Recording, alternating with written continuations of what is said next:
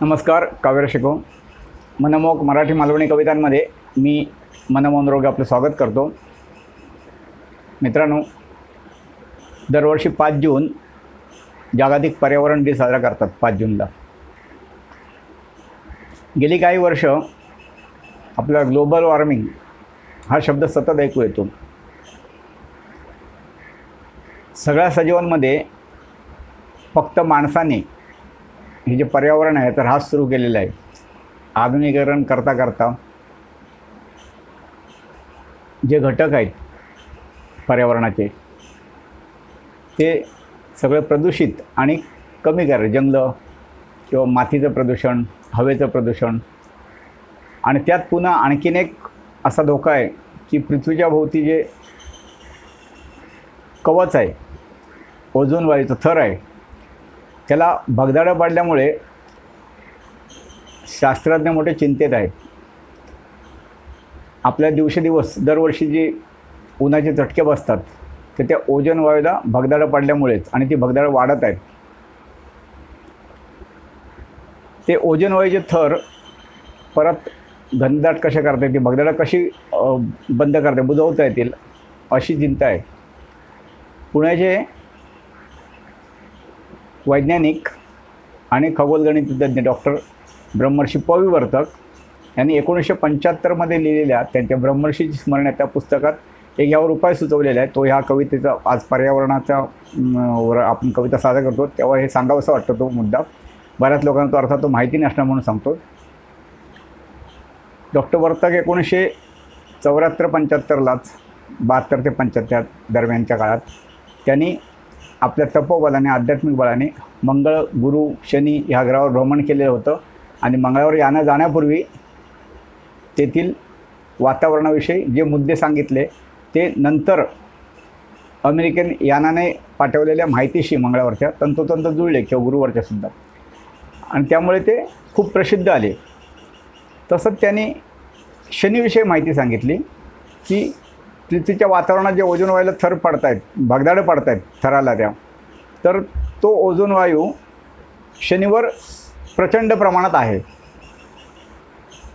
आणि तो ओझोनचा थर, तो ओझोन तिथून आणून पृथ्वीच्या वातावरणात कसा सोडता येईल याचा विचार पुढच्या पिढीतील शास्त्रज्ञांना करावा लागणार असं त्यांनी सांगितलं. 1975ला पुस्तकात लिहिलं अर्थात. आणि 2009 तशी बातमी आली की ओझोन आणि मिथेन वायूचा थर साठे खूप प्रचंड प्रमाणात शनीवर आहेत. तर आज पर्यावरणाच्या ऱ्हासाविषयी, हानीविषयी सतत आपल्याला ऐकू येतो, आणि म्हणूनच आज आपण पर्यावरणावरची कविता सादर करणार आहोत.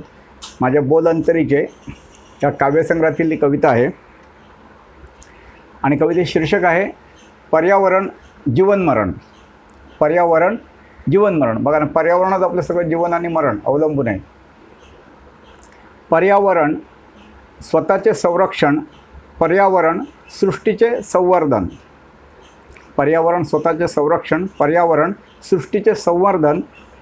विषारू वायूचा सोडित धूर, विषारी वायूचा सोडित धूर, जो तो राहे धुंदीत चूर.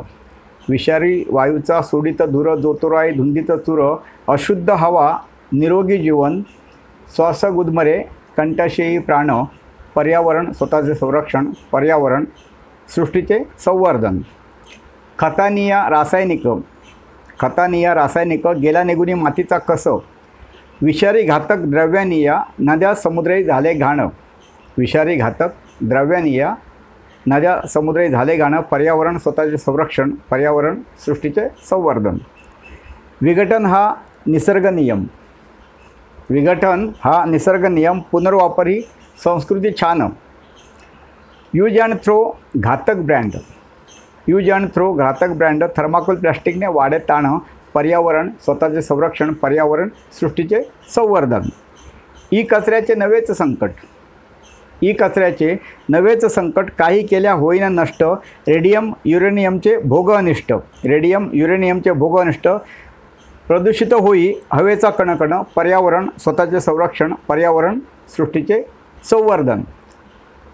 निसर्गाचे राखुनी संतुलन, चराचराचे करूया जतन, निसर्गाचे राखुनी संतुलन, चराचराचे करूया जतन, भावी पिढ्याचे होईल संगोपन, अनिष्ट गोष्टींना घालू व्यसन, अनिष्ट गोष्टींना घालू व्यसन, पर्यावरण स्वतःचे संरक्षण, पर्यावरण सृष्टीचे संवर्धन, राने वने ही धनसंपत्ती, राने वने ही धनसंपत्ती, वृक्षतोड ही घातक वृत्ती, दुष्काळाची येई आपत्ती, मिळेना अन्नधान्य, जनावरांना तृण, पर्यावरण स्वतःचे संरक्षण, पर्यावरण सृष्टीचे संवर्धन.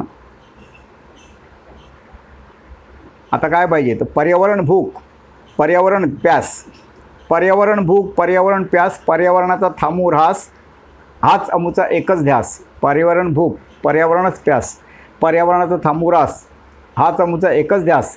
आता पर्यावरण आपुले जीवन मरण, आता पर्यावरण आपुले जीवन मरण, पर्यावरण स्वतःचे संरक्षण, पर्यावरण सृष्टीचे संवर्धन, पर्यावरण जीवन मरण.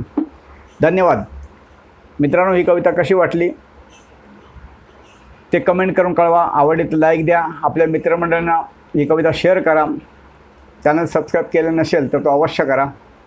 आणि आता आपण 8 जून जागतिक महासागर दिना दिवशी एक सागरावरील कविता ऐकूया. आणि ती कविता ऐकता ऐकता भारतातील सुप्रसिद्ध सागरकिनारा, समुद्रकिनारा तारकर्ली, जो कित्येकाने आपल्या पाहिलेलाच असेल, तर पुनर्दर्शन होईल. की ज्याने पाहिला नसेल त्याने तो त्या कवितेत आपल्याला बघायला मिळेल. तारकर्ली समुद्रकिनाऱ्यावर आता 8 जूनला भेटूया. धन्यवाद.